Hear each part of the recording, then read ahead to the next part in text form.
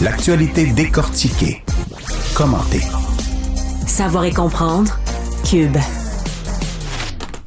Je voulais qu'on parle un peu de rénovation parce que de plus en plus, je sais que vous êtes nombreux à vouloir essayer de voir qu'est-ce que vous pouvez faire vous-même de vos mains pour économiser parce qu'on nous dit prenez soin de votre maison, prenez soin de votre logement, il y a des rénovations que vous pouvez faire vous-même et c'est vrai qu'on n'est pas si...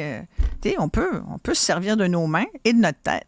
Il y a des professionnels qu'il faut engager pour certaines choses, mais il y a des choses qu'on peut faire nous-mêmes. Vous avez peut-être vu sur les réseaux sociaux les filles de la construction qui sont très, très actives et qui nous permettent de nous améliorer. Et vous avez sans doute vu ma prochaine invitée, Stéphanie Lévesque, qui est entrepreneure en construction. Bonjour Stéphanie. Bonjour Isabelle. Je suis ravie de te revoir. Ben, ça me fait vraiment plaisir pour oui. vous. On a déjà fait des visites de logement ensemble pour aller voir qu'est-ce qu'il y avait sur le marché. Il était magané, il était poqué. Hein? Et c'était quelque chose en vue d'une série qu'on se promettait de faire. Bon. Ouais, il était quand même intéressant, mais non, c'était tout. Il faut faire attention, surtout quand il y a des problèmes de fondation. Là, les gens veulent rénover, Steph. Les gens veulent s'y mettre parce qu'ils se rendent compte qu'il y a des économies à la clé. Mais toi, tu as été formé, tu es ébéniste, tu es entrepreneur en construction. Fait que tu vas nous dire quelles sont les rénovations payantes qu'on peut faire soi-même et celles qu'on doit laisser à des professionnels. Ouais. Commençons par ce qui est le plus facile à faire, tu dirais, à part la peinture.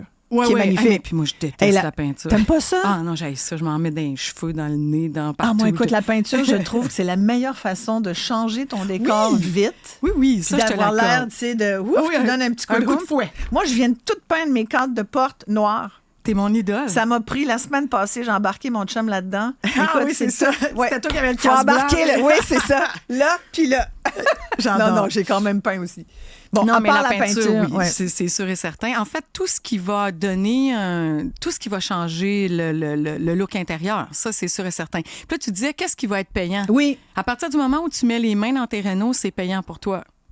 Donc, tu sais, il ne faut pas se questionner à savoir, est-ce que je vais rembourser mes frais parce que j'ai fait des rénovations dans ma cuisine ou, tu sais, parce qu'une rénovation de cuisine, si on le fait au complet, ça prend des collaborateurs, ça prend des électriciens, ça prend des plombiers, puis il y a des choses avec lesquelles vous allez vous retrouver un peu coincé, puis vous allez devoir aller chercher de l'aide.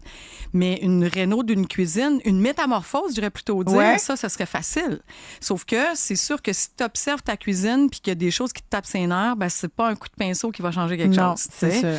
Mais tout ce qui va être de la finition intérieure, les murs accents, c'est comme la grosse mode, les murs accents. Puis c'est vrai, c'est le fun. On peut mettre des moulures, c'est économique. Ça apporte un relief au mur. C'est quelque chose que vous pouvez faire facilement. Tout ce qui est lambris, papier peint, tu sais, tout ça. Tu sais, je dis que j'aime pas la peinture, mais j'avoue que ça donne un effet wow. Donc, tout ça, c'est faisable. J'ai même envie de vous dire le carrelage. Mais faut faire attention parce que ça pardonne pas si vous faites le dosseret, par exemple. Mm-hmm. Si vous partez sur une mauvaise pente. Mais poser de la céramique, c'est pas rien, là. Il faut quand même apprendre la technique. Oui, mais c'est sûr qu'au sol, ça prend une bonne préparation. Il faut faire attention. Mais on va pas toucher l'intégrité de la maison. T'sais, donc, c'est pour ça que la seule affaire qu'on peut toucher, c'est votre intégrité à vous. Oui. Ton humilité, ton temps. Puis ton ego, c'est comme... finalement. Oui, c'est donc tout croche, tout ça. C'est sûr que c'est 180 heures de devenir carreleur, donc c'est sûr, ça reste un métier. Mais ça peut être quand même quelque chose de possible à réaliser. À partir du moment où on a compris les coupes, qu'on a compris le côté esthétique de l'installation, c'est quelque chose qui se fait. L'installation de revêtement de sol aussi, tout dépendamment lequel. Puis s'il n'y a pas trop de défis, mais ça se fait aussi. Mais de base, il faut aimer ça. Puis il ne faut pas penser que c'est facile, puis regarder les autres. Tu sais, les shows de télé, là, il y en a partout. Là. Il y a du montage dans nos shows de télé, tu sais. Donc, l'idée, c'est de comprendre que c'est pas vrai que tout est simple, parce que, tu sais, ça fait 54 comptoirs que j'installe, puis je tombe sur le 55e, puis il y a une bosse dans le mur, puis il faut que je gruge dedans, puis il faut, tu sais... Fait que c'est pas vrai que tout a l'air simple, mais c'est pas vrai que tout est si compliqué. C'est intimidant, des fois. Tu sais, comme... réparer une toilette ou en fait la changer, OK? Ouais. On ferme le speedway, le tuyau d'alimentation d'eau. C'est la première affaire qu'on fait. Ouais. On la flush pour enlever l'eau. On dévisse les 2 vis au sol, qui la tient au sol. Mais quand on la lève, si c'est pourri, c'est là que le monde y pogne leurs 2 minutes. Là. Là, c'est comme, OK, changer la toilette, c'était pas si pire. Je fermais l'eau, j'enlevais 2 vis. Mais si c'est pourri, il faut comprendre que il faut couper, il faut enlever le sous-plancher, il faut réparer ça. Mais c'est toutes des choses qui se font. Ça dépend de ton degré d'anxiété. Ça dépend aussi de ton degré d'habileté. Ouais. Puis comment tu vas rebondir sur quelque chose que tu sais pas. On n'a pas des yeux bioniques. Mm-hmm. Je peux pas voir en dessous du plancher. Je peux pas voir derrière les murs. Fait que si tu dis, bon, il y a forte chance que, avant de démarrer mon projet, qu'est-ce qui peut m'arriver de pire? Il peut m'arriver que le plancher va être pourri. Je suis capable de le changer. J'ai-tu les outils? J'ai-tu la capacité? Les outils. Ouais. Ouais. Ça, les faut outils, s'équiper, là. ça. Ouais. Puis il y a bien des gens, d'ailleurs, je disais, des entrepreneurs en construction qui disaient, ouais, ça me fait rire, moi, le monde, là, qui... Parce que de plus en plus, les gens essayent de le faire eux-mêmes. Mais tu sais, là, quand tu t'équipes, là, ça te prend telle affaire, la scie, le marteau, de base, là, tu montes vite, là. Ah, ça va vite. Ça va vite, là. Surtout, certaines marques sont plus chères que d'autres. Puis si tu veux t'équiper en professionnel, là, ça te prend la ceinture, là, tu sais, quand même, là. Et là, tu te rends compte, ça peut vite monter une couple de mille facilement. Ah, facile. Puis après ça, ben, comment utiliser ces outils-là? Sécuritairement. Sécuritairement. Et que, Hey, tu peux... Tu sais, je veux pas aller là, mais moi, j'avais déjà fait une chronique à un moment donné, puis on était en compagnie d'un docteur qui était aux urgences, et c'est le mois, là, on est au mois de mai, avril, mai, juin, c'est le mois des doigts. Le monde qui se tape sur les... Ben, ils se tapent ou ils se coupent. Oh, mon Dieu, Ils font des rénaux, puis finalement, ben, ils se blessent. Ouais. Mais bon, la bonne nouvelle, c'était que ça se recoue tout ça, mais tu sais, quand même, ça m'avait fait rire. Je me disais... Faut faire attention. Ouais. Puis des outils, ça va pas dans le cabanon, ça déteste l'humidité. Les gens savent pas comment changer leur lame. Une lame qui est pas affûtée, c'est dangereux, ça glisse. Fait que tu sais, c'est tout ça qu'il faut prendre en considération. Mais il y a pas des scies maintenant qui arrêtent quand... Ah ouais, mais là, attends, t'es rendu dans une shop, t'es à l'école ou t'es dans un milieu contrôlé. Okay. Tu sais, c'est pas si simple que ça. J'ai vu que tu as apporté tes livres Oui. parce qu'entre autres, tu as écrit Réno autonome. Oui. Et c'est un peu, c'est ça que tu nous dis, c'est d'être un peu plus autonome dans nos rénovations parce qu'il y a des choses qu'on peut vraiment faire nous-mêmes. Tu as nommé des choses dans la cuisine, mais il y a des gens qui vont dire, OK, tu as nommé la toilette, mais tu sais, changer sa douche, poser son lavabo, changer son bain.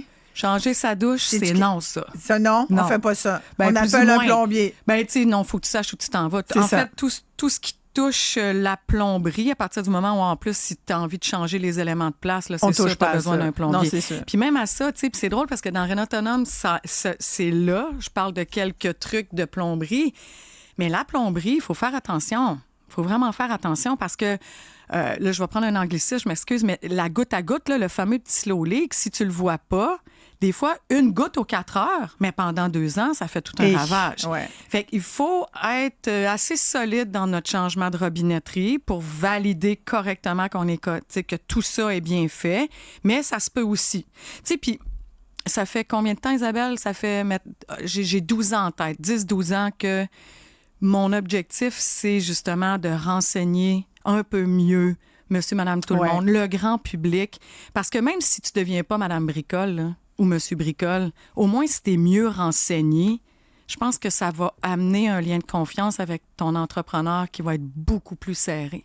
Tout à fait. Parce que sinon, c'est pas évident. Puis il y a tu beaucoup comprends de choses. ce qu'il fait, Voilà. puis tu es capable d'avoir une communication, puis de discuter avec lui. Là. Puis d'éviter peut-être de se faire avoir, parce qu'il y a des très bons entrepreneurs en construction, mais il y a aussi des jobineux patentés. Là. Des garoleux, des C'est jobineux, puis toute la C'est gang. Ouais, exactement. Tu sais, du monde qui ne te font pas de facture. Là. Ah ouais, c'est ça. On n'aime pas ça.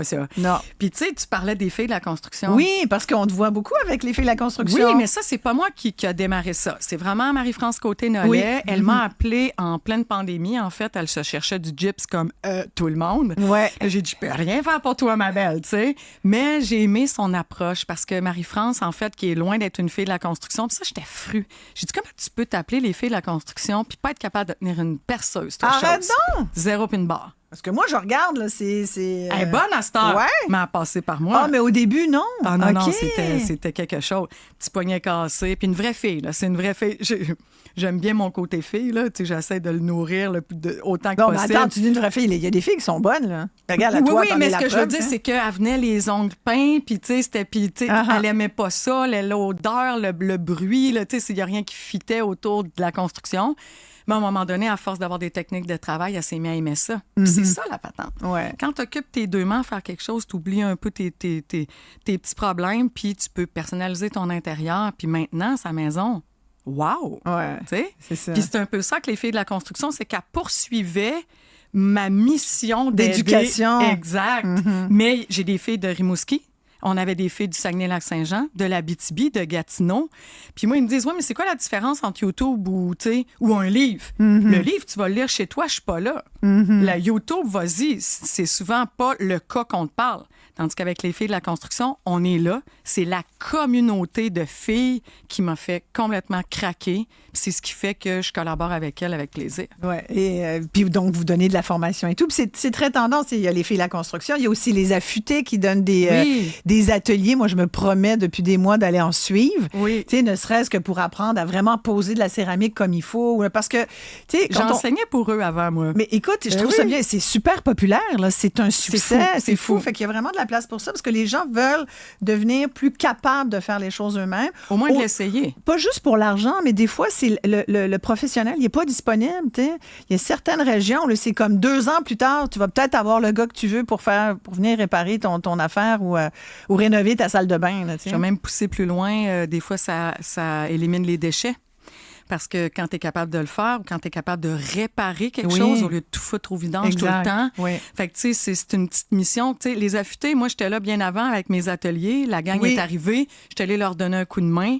Puis j'adore celui qui a démarré ça. C'est un Européen qui a marié une Québécoise puis qui est rendu ici. Mais il a ouvert un peu plus large parce que, justement, il veut réparer le vélo, machin. Moi, j'ai fait 100% réno. Ouais. Je trouve que la mission était quand même assez grande. Ouais. Puis, regarde, il y a de la place pour tout le monde. Et tu formes la nouvelle génération parce que Stéphanie Lévesque a aussi écrit Génération Marteau. En fait, il y a plein de livres, d'ouvrages que vous pouvez vous procurer. Et c'est celui-là qui est une Bible. Oui. Montre-le à nos auditeurs et à nos téléspectateurs. Réussir, c'est réno. Oui, très pompeux comme titre, mais... C'est une Bible. Puis, tu sais, il est moins cute à regarder que les autres, mais le contenu est vraiment solide. De la planification à la finition.